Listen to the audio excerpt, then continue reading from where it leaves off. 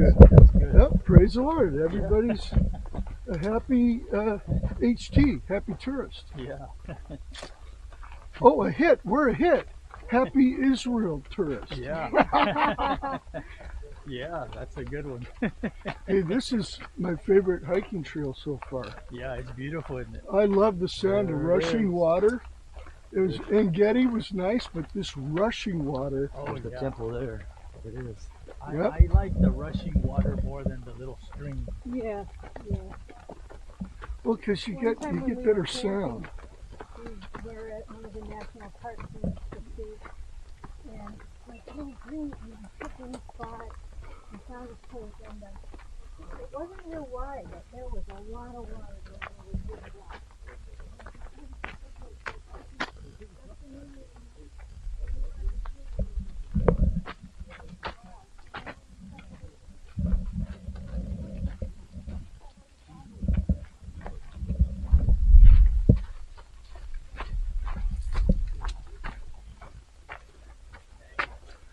There's the horns of the temple. 4 horns.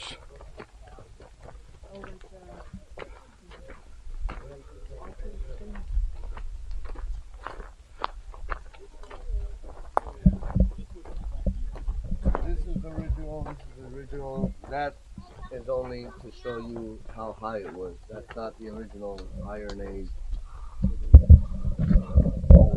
But this is the real location. This is the real location. I like that. That's the oak tree, and that's what the oak sits in. That kind of two of them put together. Looks like. Something corn. What is it called? Acorn? Acorn. There's an I acorn guess here. this is a little baby one. The acorns, they were actually smooth. Oh, here's like a cup. Well, yeah. But anyhow, it's that tree behind you. There's one big one with the acorn inside of it. There's a whole bunch of them over here. I guess those fell Got off like the a ground. nutted side of it. Yeah. Well, that one's, you can see the smooth part attached to it.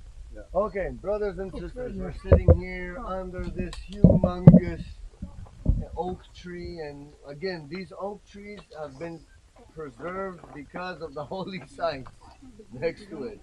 So the Turkish said, okay, we can't take down these trees or that trees because they must be holy trees next to these holy sites.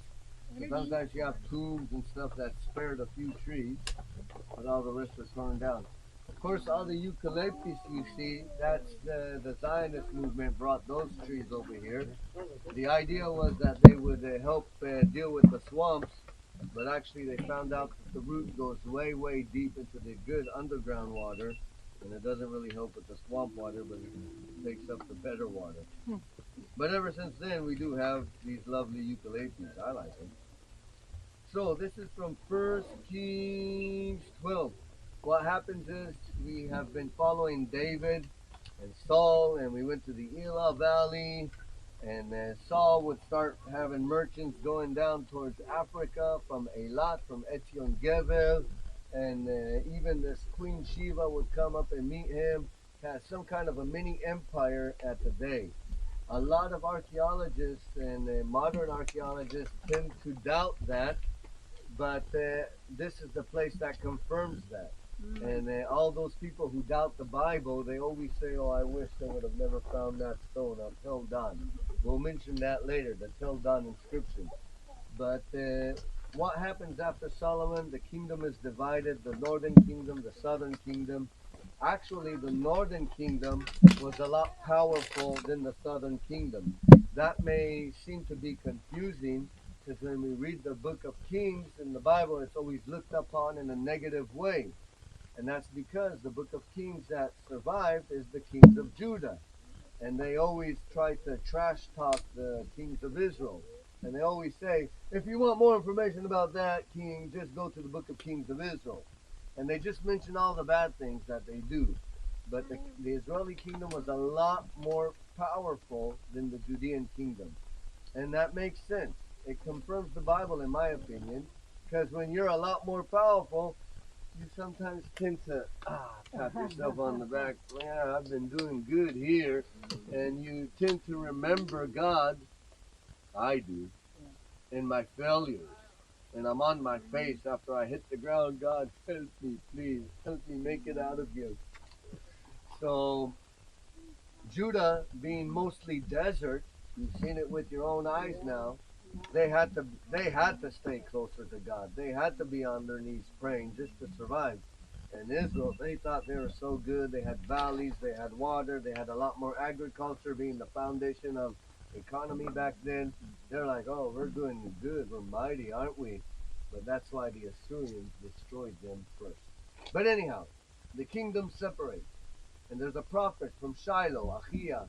He goes up and he meets this guy by the name of Jeroboam. And he tells Jeroboam he was dressing, he had these new threads on, he was looking good. And he comes to this guy, he takes his clothes off and he tears it into 12 pieces. And he says, here, you take 10, because God is going to give you the 10 tribes. So he gets control of the tribes.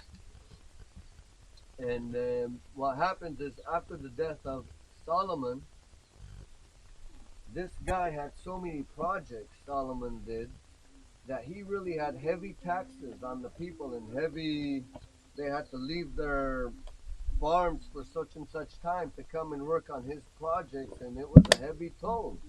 And when he passed away, the people said, listen, Rehoboam, son of Solomon, you know we love you, King David, and your granddaddy and your father Solomon, but if you can make it a bit easier for us, we'll appreciate it. And Rehoboam had enough sense at that time to tell the people, give me 3 days to think about this, please, and I'll get back at you. And he goes and he consults with his father's advisors, the elders, and they tell him, you know, this ain't such a bad idea.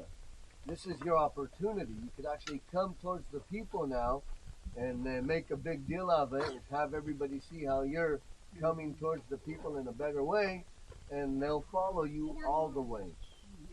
And then he goes to his young guns. They say, what are you talking about? What kind of king are you? You're going to let these people walk all over you? You didn't even become king yet, and they're going to be telling you what to do? Come on. You got to show them who's the man. Show them who's the king. Tell them you're even tougher than your daddy. And in a foolish way, they choose to listen. He chooses to listen to these young men rather than listen to the older advisors. And then when they're about to make him king in Shechem and they hear this answer, they just say, get away here. Who are you and what possession do we have in the tribe of David? Everybody go back home. And he tries to send his tax collector and they stone him to death, and that's when he runs for his life. And then King Jeroboam, who was chosen by God, by Achia, the prophet, this is what he does. But then this is the 1 Kings 12, verse 25. Then Jeroboam built Shechem and Mount Ephraim and dwelt therein, and went out from hence and built Penuel. And Jeroboam said in his heart, Now shall the kingdom return to the house of David, if this people go up to do sacrifice in the house of the Lord at Jerusalem. Then shall the heart of this people turn again unto their Lord, even unto Rehoboam, king of Judah. And they shall kill me, and go again to Rehoboam, king of Judah. So 3 times a year, the people were ordered to go up to the tabernacle, the Feast of Tabernacles, so Passover, and first fruits, and Shavuot, they're supposed to go up to the temple. And he's afraid that they can be influenced by Judah while they're in the temple. I think there's a little bit more than that. I always tend to follow this line called the money line, and you'll never believe how much influence this has on politics and everyday life. So he was probably afraid that when they go to Jerusalem, they're probably going to need a hotel to stay in. They might want to take a tour guide and go around, and a driver, and they'll buy some souvenirs. and all my tax-paying shekels are going to go into Judah. So he has a different idea. Whereupon the king took counsel and made 2 calves of gold, and said unto them, It is too much for you to go up to Jerusalem. Behold thy gods, O Israel, which brought thee up out of the land of Egypt. And he set one in Bethel, that would be the southern border of the northern kingdom of Israel, and the other put he in Dan. And this became a sin, for the people went up to worship before the one even until Dan. And he made a house of the high place. That's what you guys are sitting on, the house of the high place. And he made priests from the lowest of the people, which were not sons of Levi. And Jeroboam ordinated feast in the 8th month, and in the 15th day of the month, like unto the feast in Judah. And he offered upon the altar. So did he in Bethel sacrifices until the calves that he had made. And he placed one in Bethel, in the high priest of the high place which he has made. So, brothers and sisters, this is it right here. This would have been the sanctuary that he built to kind of give them another option instead of going to Jerusalem. So replacement theology is not new, come to find out. Would this have had walls and roofs and Yeah, all that? most likely there is a wall. It seems to me, sister, like an image. Like he's trying to copy Jerusalem by having outer courts, inner courts, and then he takes this altar as the Holy of Holies in the middle, as if. And what's different is, look, he doesn't have a ramp, but he has stairs going up the altar. Stairs are bad. Stairs are bad.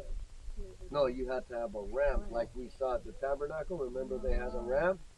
Over here he had stairs. So, take a picture, put it on Facebook. And would this have been stone too? Yeah, the altar itself would have been stone. And the foundation has survived, and that's another thing.